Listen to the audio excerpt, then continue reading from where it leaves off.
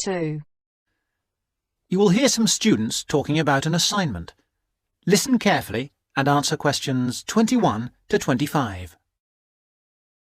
First, you have some time to look at questions 11 to 15.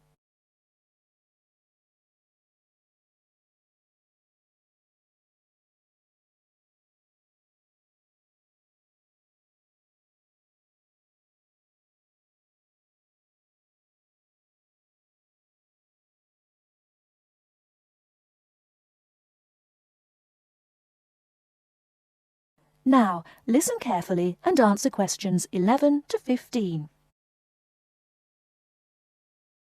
Hello, Tom. Hello, Anne. What have you been doing? Oh, just sitting around, catching up with some reading. I've had a great time. You know we're doing this assignment on... what is it? Museums, their costs and benefits. That's right.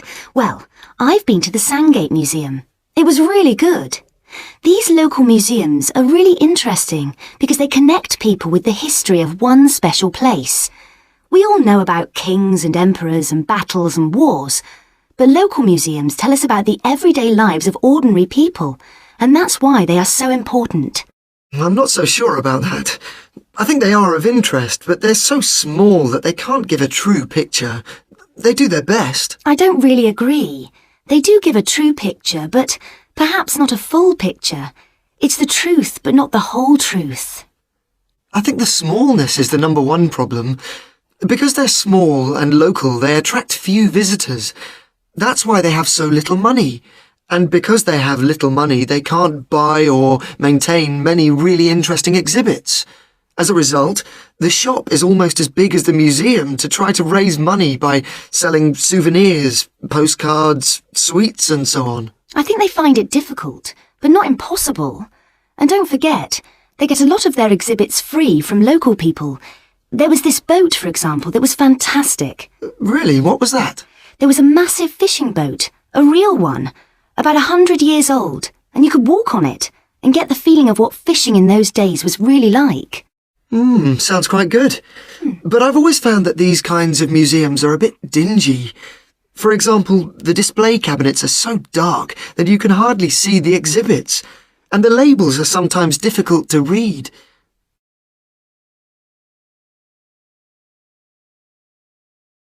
Before you hear the rest of the talk, you have some time to look at questions 16 to 20.